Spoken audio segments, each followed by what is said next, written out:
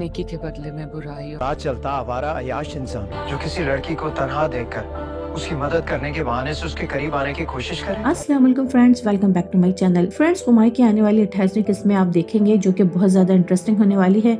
मुदस्सिर हरीम को लंच के लिए होटल लेकर जाता है। वहाँ हरीम मुदस्सिर से कहती है कि मेरी जिंदगी में मेरे अपनों ने मेरे साथ इतना बुरा किया है जिसके बाद मुझे अब किसी पर एतबार नहीं रहा। अगर आप किसी के साथ नेकी करें और इसके बदले में आपको बुराई मिले और उसके साथ साथ आप पर बदकिरदारी का इल्जाम भी लगा दिया जाए तो ये बर्दाश्त करना आपके लिए बहुत मुश्किल हो जाता है। जिस पर मुदस्सिर कहता है, आप पर जो इल्जाम आपके ससुराल वालों ने लगाया है मैं उसे नहीं मानता, क्योंकि मैंने देखा है आप बहुत ज्यादा अच्छी हैं। आप किस कदर खुलूस से अपने वालिद की खिदमत करती हैं और ऐसा सिर्फ खुलूस वाले लोग ही करते हैं। जिस होटल में हरीम और मुदस्सिर बैठे बातें कर रहे होते हैं, अचानक वहाँ पर फाइज भी अपने दोस्त के साथ आ जाता है।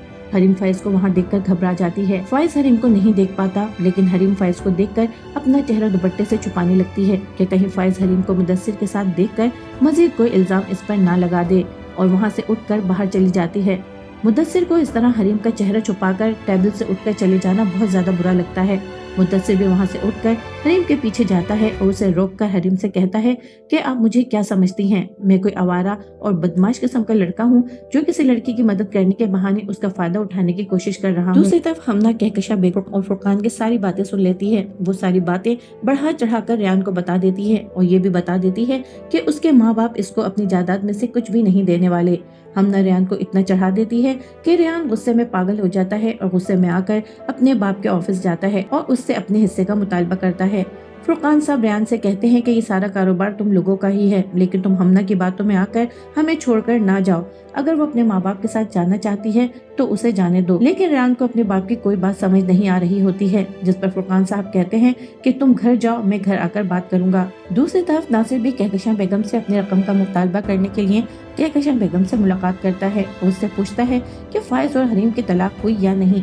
जिस पर कहकशा बेगम कहती हैं कि फाइज की जिंदगी से ये कांटा निकालना बहुत मुश्किल है और मैंने तुमसे भी यही कहा था कि जब इन दोनों की राहें मुकम्मल तौर पर जुदा हो जाएंगी तो मैं तुम्हें तुम्हारा हिस्सा दे दूंगी। दूसरी तरफ रेहान ऑफिस से आकर अपनी माँ से कहता है कि मैं हमना के साथ कनाडा शिफ्ट होना चाहता हूँ, आप डेट से कहकर मेरे हिस्से की शेयर मुझे दिलवा दें। रेहान बहुत ज्यादा बदतमीजी से अपनी माँ से अपने हिस्से का मुतालबा करता है, जिस पर कहकशा बेगम कहती हैं कि हमारे जीते जी तो ऐसा बिल्कुल भी मुमकिन नहीं है। जिस पर हमना जवाब देती है कि हम किसी के मरने का इंतजार नहीं कर सकते, हमें इसी महीने कनाडा जाना है और हमें हमारा हिस्सा चाहिए। कहकशा बेगम को हमना की ये बात बिल्कुल पसंद नहीं आती। वो हमना से कहती है कि तुम चुप रहो और हमारे घर के मामलात में मत बोलो। जिस पर रेहान नहायत बदतमीजी से कहकशा बेगम से कहता है कि ये मेरी बीवी है और मेरी इज्जत है, इससे तमीज से बात करें और इसे हरीम समझने की गलती बिल्कुल मत करें। रेहान अपनी माँ से कहता है कि मैं अपना हिस्सा मांग रहा हूँ और इस ऑफिस में दिन रात काम करके मैंने इस ऑफिस को नाम दिया है और माल कमाया है।